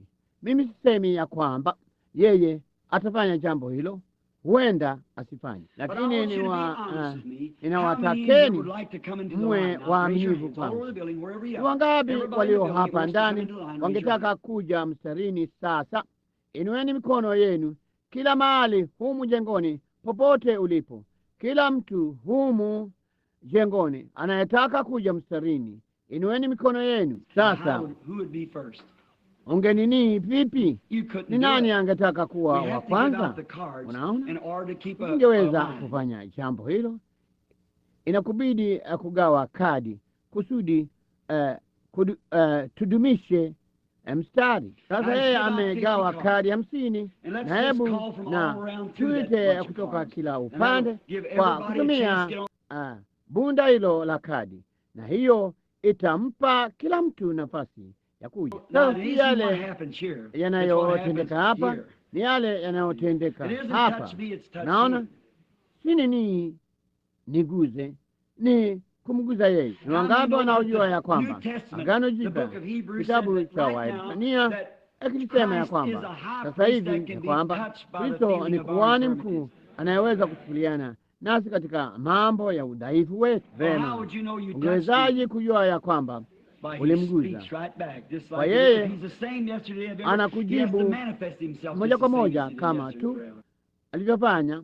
Kama ni yeye yule jana, leo na hata milele, inabidi kujidhihirisha vile vile kama alivyofanya jana na milele. Kwa hiyo unaona ujumbe wa mwisho kwa Wayahudi na wengine, alifanya jambo hilo.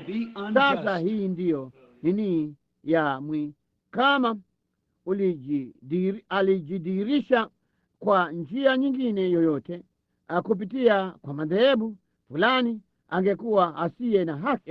Hakujidhihirisha hata kidogo katika madhehebu fulani, kwa maana hakukuweko na madhehebu katika siku zake. Alijidhihirisha kwa mambo miujiza, kama tulivyosema asubuhi ya leo, kama vile yale maandiko ya mkono kwenye ukuta.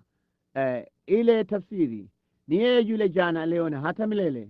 Mungu awe pamoja nanyi. Sasa alisema 1 hadi 50. Vema, ni nani aliye na kadi ya maombi namba 1? Tafadhali inua mkono wako. Angalieni kadi zenu. Mtu fulani mwenye machela ama popote pale na huwezi kusimama, kila mtu aangalie kadi ya mwingine. Ni kadi ndogo tu, hata sidani hizi zina picha yangu. Ni kadi ndogo tu isiyo kitu. Namba 1, popote ulipo, simama tu mahali ulipo. Bwana. Namba 2, tafadhali inua mkono wako. Huyu bibi hapa. Namba 3, tafadhali inua mkono wako. Sisi hatufahamiani. Huyu ni wakati wetu wa kwanza kukutana basi maishani.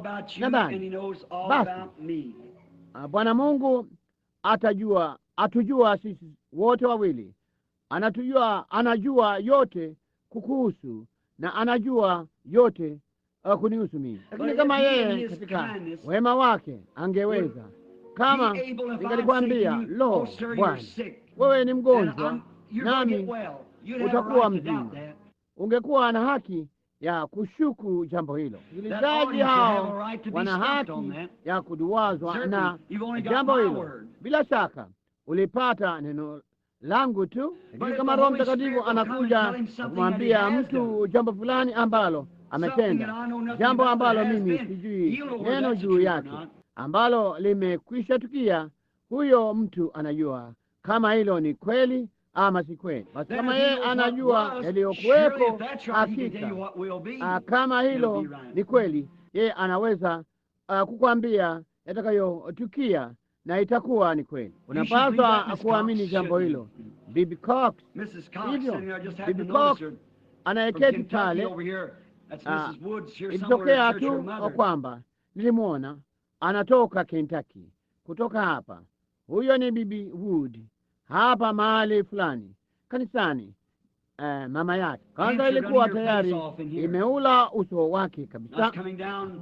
Hapa ndani ilikuwa nikija kutoka kwenye misitu na ya kaskazini, mke wangu alinipigia simu akasema, sijapata kuona mtu yeyote aliyefadhaika namna hiyo maishani mwangu kama Bibi Woods, na bwana na Bibi Woods ni rafiki wangu waziri. Basi nikamwendea huyo bibi, nikarudi nikiwa na Bwana asema hivi.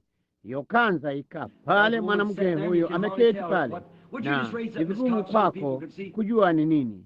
Tafadhali inuka tu Bibi Cox, ili kwamba watu waweze kukuona pande wote mzima wa pua yake na kadhalika. Ulikuwa na kansa mpaka kwenye macho yake. Geuka hili wasikilizaji waweze kukuona kule nyuma.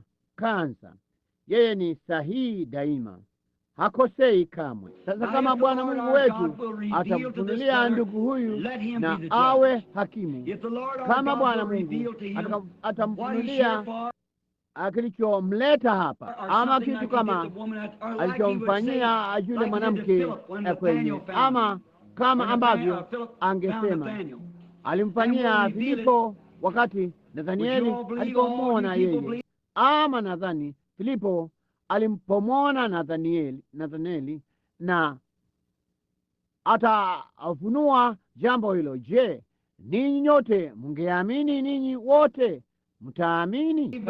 Kama mtu huyo anajua mimi sijui lolote juu yake, nami nimeinua mikono yangu, sijui jambo lolote juu yake. Aliinua mkono wake ya kwamba sikumjua ama yeye hanijui. Basi kama Bwana atafunua jambo hilo, ninyi nyote mtalikubali, sivyo? Ni wangapi? Inueni mikono yenu ili niweze tukuona. Sasa Bwana awabariki. Sasa Bwana, nasimama hapa tu ningojea kuona yale atakayoniambia. Kwa hiyo ninyi muwe waamuzi, na kama mtu yeyote anaweza kuangalia, mtu huyu amefunga macho yake. Kwa hiyo mnaona haingeweza kuwa ni telepathia. Just remain with your eyes closed. If our Lord Jesus, endelea tu kufunga macho yako. Kama Bwana wetu Yesu kama atafunua jambo hilo, tutamshukuru. Lakini mtu anayesimama mbele yangu, kitu kilichomleta hapa ni jambo la kiroho analotaka liombewe.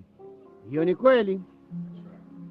Kama hiyo ni kweli, inua mkono wako ili watu waweze kuona. Sasa unaamini?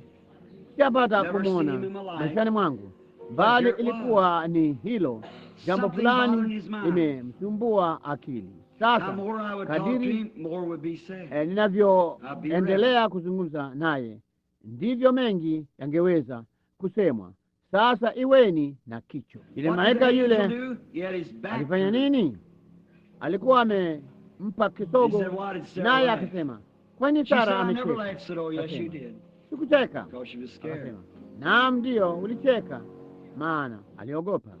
Sasa kama wasikilizaji wangali wanaweza kusikia sauti yangu kwenye spika, mtu huyu anaonekana akiondoka kutoka kwangu. Ninamwona mwanamke amesimama.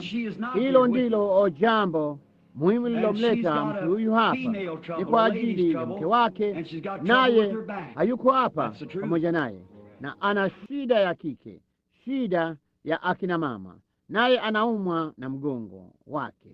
Hiyo ni kweli. Kutoka katika mji huu, umetokea mji mwingine unaoitwa Marysville. Hilo ni sawa. Sasa nenda nyumbani ukalikute jinsi ulivyoamini. Itakuwa namna hiyo katika jina la Bwana.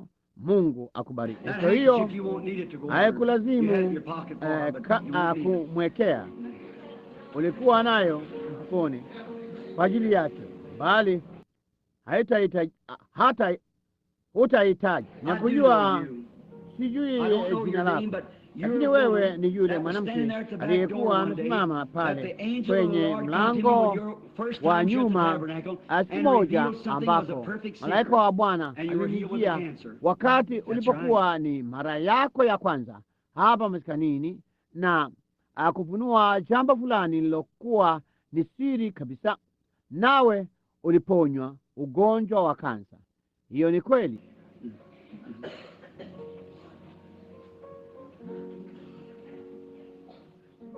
Lakini sina fununu una shida gani sasa. Sijui unajua jambo hilo.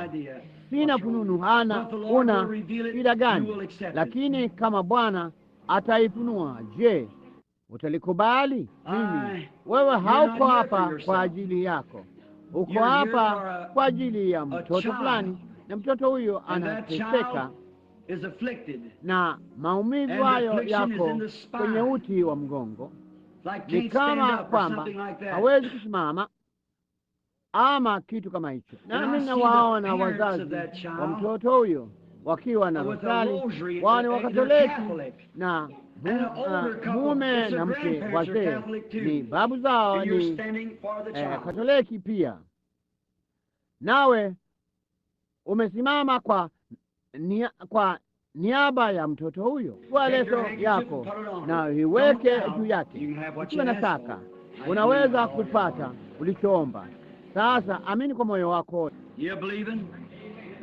Unaamini? Nadhani simjui mama huyu, sisi hatufahamiani, bali Bwana Yesu anatujua sisi sote wawili. Sasa hapa pana picha kamili. Hii hapa picha ya Yohana Mtakatifu 4, mwanamke mweusi, mwanamume mzungu. Katika siku ile ilikuwa ni Msamaria na Myahudi, jamii mbili za watu. Yesu alifahamisha upesi ya kwamba haikuweko na tofauti, sote ni viumbe vya Mungu. Inji tunayoishi hubadilisha rangi yetu, haina uhusiano wowote na jambo hilo. Mungu aliwataka watu wake wawe hivyo. Alimfanya mtu kuwa mweupe, mweusi, hudhurungi, manjano, mwekundu.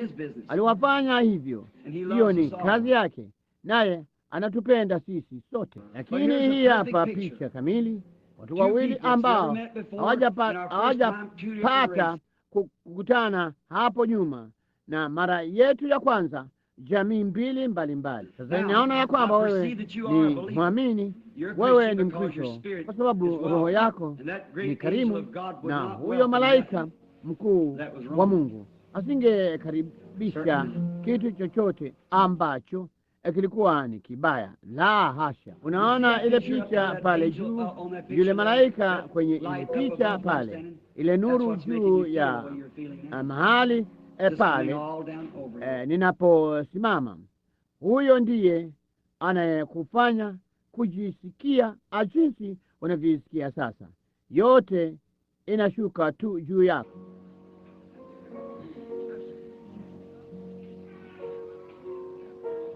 Hebu kidogo, dada Gati, inaonekana kwamba ni kitu fulani siwezi kumpata bibi huyo vizuri.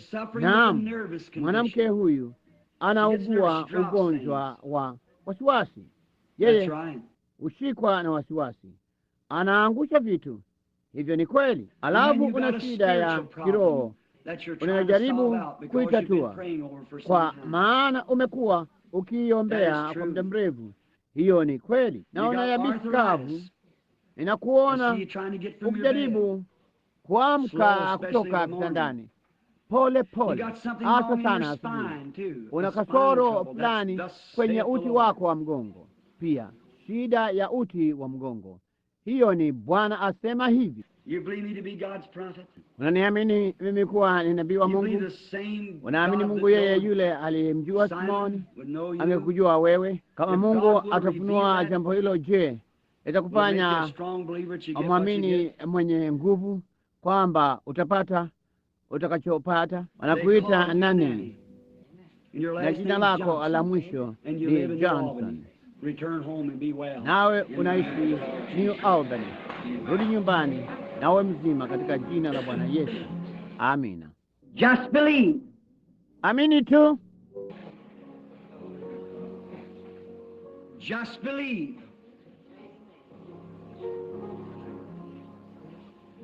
Je, tunafahamiana ewe bibi? We are. Ndiyo. Just so Ili kwamba tu watu waone. Tafadhali inua mkono wako useme hatufahamiani nini tu. Sasa Bwana Mungu anatujua sisi sote wawili, na kama yeye atakujalia ombi hili utalifurahia.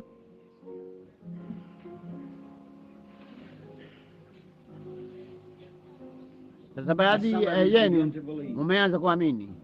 Sasa mzungu fulani anaendelea kutokea mbele ya mwanamke huyu hapa.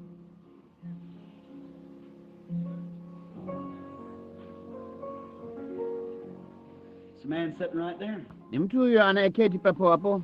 Una nini? Hiyo ni sawa, keti tu mahali ulipo. Una shida ya figo, una shida ya mgongo, na una shida ya tumbo. Hiyo ni kweli.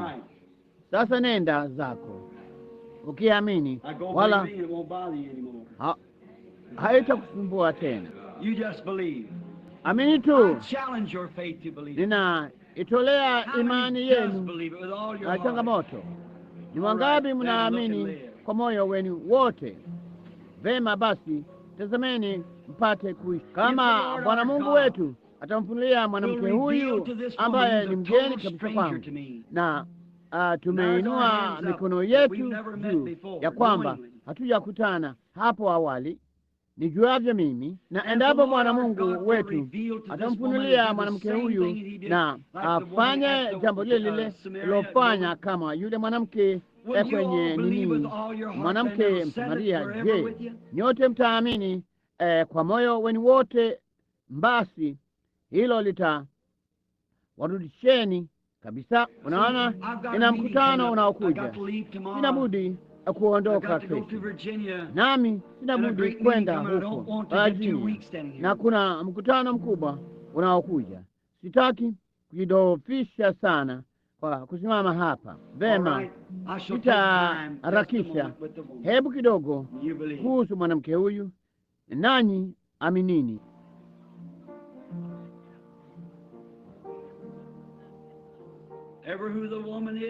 Kwamba mwanamke huyu ni nani? Ana giza la kuchukiza la mfuata. Lo, ni huzuni. Amepatwa na shida fulani hivi karibuni. Ulipoteza mtoto mchanga.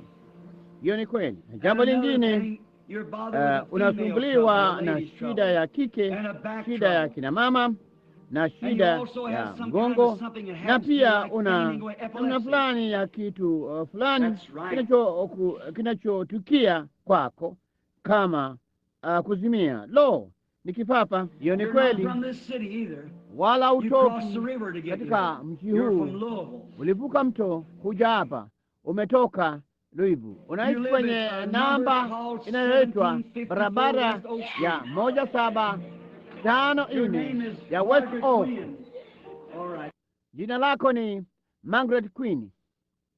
Vema, Bwana Mungu muumba wa mbingu na nchi, mpe mwanamke huyu kile anacho tamani, kwa kuwa nina mwamuru adui huyo amwache katika jina la Yesu.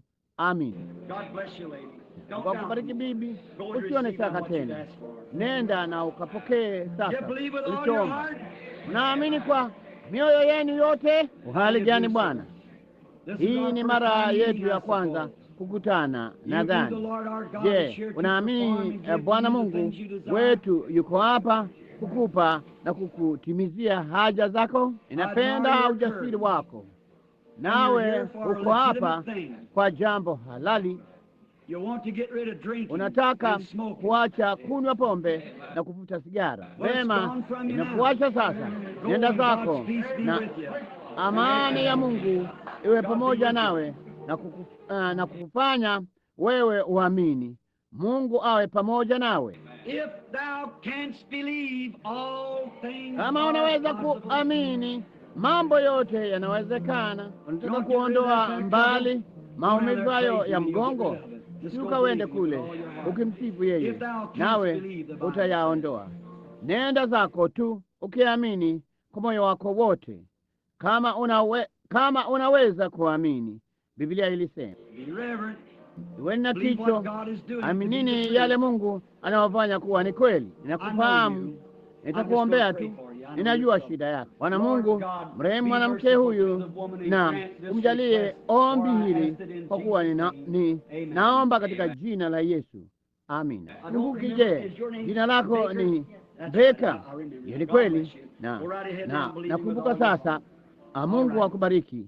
Enenda moja kwa moja na umwamini kwa moyo wako wote. Vema, sikujui bibi, sisi ni wageni. Hiyo ni kweli. Je, unataka kula chakula chako cha jioni? Uondolee mbali shida hiyo ya tumbo, hicho kidonda cha tumbo ambacho umekuwa nacho wakati huu wote. Nenda ukale basi, na Yesu Kristo akufanye mzima. Ninakujua na ninajua kwamba shida yako ni gani. Hujui ya kwamba ninajua hilo, bali ninajua. Basi kwa kuwa umekuwa hapa maskanini, sitaisema mbali yabisi kavu zitakuacha kama tu utaamini. Enenda zako. Mungu akubariki. Hebu na tuseme asante Mungu. Wewe una wasiwasi pia, una shida ya tumbo linakusumbua. Je, unaamini kwamba Bwana Yesu atakuponya? Basi enenda zako na amani ya Mungu na iwe juu yako. Nataka tu kukuwekea mikono, nasi tuamini kwa mioyo yetu yote ya kwamba Mungu atafanya jambo hilo. Mimi ni mgeni kwako, nadhani. Ewe bibi, unanijua, unahudhuria kanisa hili, unahudhuria. Sijawahi kukuona. Bila shaka watu wengi sana wanakuja. Vema, enenda zako ukiamini, na shida hiyo ya kike itakuacha. Shida ya akina mama ilivyokuwa nayo, unaamini? Vema, basi nenda zako na Mungu atakuwa pamoja nawe na kukusaidia. Nina hakika. Unaamini Bwana? Unaamini ya kwamba Bwana atakuondolea huko kukakamaa na kufanya mzima hiyo ya biskavu? Rudi moja kwa moja kupitia pale, ukimshukuru na kumsifu kwa ajili ya jambo hilo, ndipo utakuwa mzima. Unasumbuliwa na ugonjwa wa wasiwasi, huo ni wasiwasi wa akili. Unakuwa mdhaifu sana, unapoteza fahamu hasa sana alasiri. Hata Shetani anakuambia utakuwa kichaa. Hiyo ni kweli, lakini ni uongo. Utakuwa mzima. Si kitu chochote, ila tu ni wakati wa maisha ambayo unaingia. Ni wakati wa kukoma edi. Kila mwanamke hana budi kufikia hali hiyo, lakini utakuwa mzima sasa hivi. Je, unaamini neno langu? Basi nenda zako, mshukuru Mungu na uimbe nyimbo na ushangilie na uwe mzima. Sema dada, mimi sikujui pia. Jambo la ajabu, nilipomwambia jambo hilo, kitu hicho kilikuacha wakati huo, maana hiyo ndiyo iliyokuwa shida yako hasa, wasiwasi. Sasa nenda zako na uamini kwa moyo wako wote, nawe utakuwa mzima. Amina. Nenda na uamini kwa moyo wako wote. Ninakujua ewe bibi, ninakutambua kwa sura, lakini kinini, unaamini Mungu atakuponya? Ninajua wewe unani sasa. Wewe ni yule mama anayekuja hapa maskanini. Unaamini Mungu atakuponya? Hebu tukuombee tu. Bwana Mungu, muumba wa mbingu na nchi, mpe mwanamke huyu afya, naomba katika jina la Yesu. Amin. Usitie shaka, siwezi kukumbuka jina la mwanamke huyu, lakini ninajua kwamba yeye ni vipi. Kuhusu ninyi watu huko katika vizaji, je, mnaamini? Sasa ketini kimya kabisa, iweni na uchaji sana. Pande huu hapa, mtu fulani, ninaistai imani yako katika jina la Yesu Kristo kuamini jambo hili. Bibi mweusi ameinua mikono yake juu pale. Je, unaamini ewe bibi kwamba mimi ni mtumishi wa Mungu? Kama Mungu akinifunulia shida yako ni nini, je, utakubali jambo hilo? Wewe unataka kuombewa pamoja na yule msichana mdogo kwa ajili ya macho yako. Unapoketi hapo, hiyo ni kweli. Weka mkono wako juu ya mtoto yule na uamini kwa moyo wako wote. Bwana Mungu, ninaomba ya kwamba watapokea hili katika jina la Yesu, amin. Je, mnaamini? Yule pale malaika wa Bwana amesimama karibu na huyu jamaa mwenye nywele nyeusi. Ninaamini yeye anahudhuria hapa kanisani. Hata hivyo, sina shaka, sina hakika. Bwana, endapo ninakujua, sijui una shida gani, isipokuwa Mungu anifunulie, lakini ni rehema zake zimesimama hapa, nawe una kidonda mguuni, mguu wa kushoto. Hiyo ni kweli. Imani yako iligusa kitu fulani. Vipi ninyi pande hizi huku, mnaamini? Iweni na imani. Basi msiwe na shaka.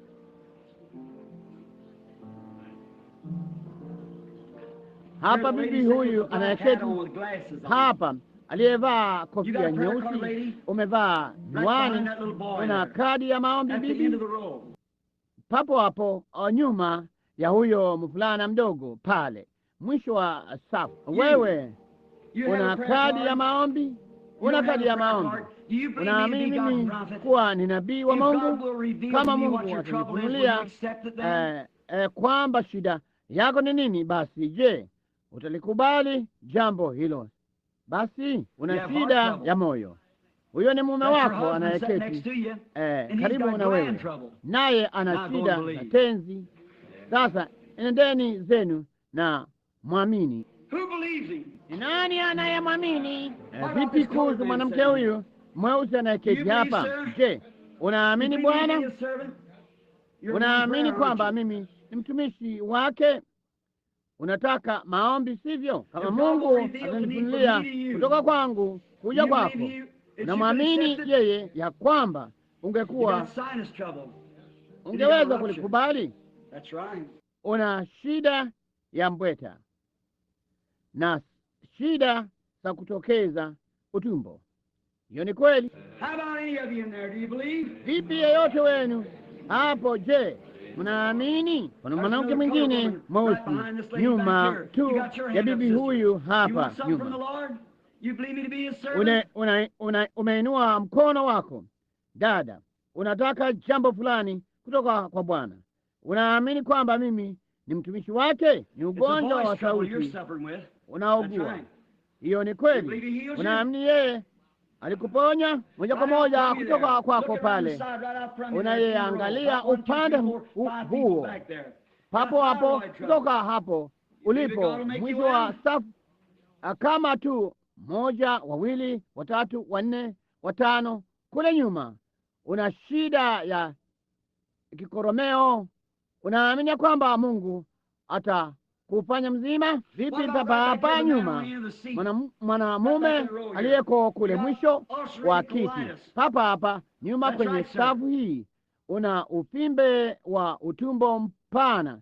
Hiyo ni kweli Bwana. Unaamini ya kwamba Mungu anakuponya? Basi simama na ukubali jambo hilo katika jina la Bwana Yesu. Mungu akubariki.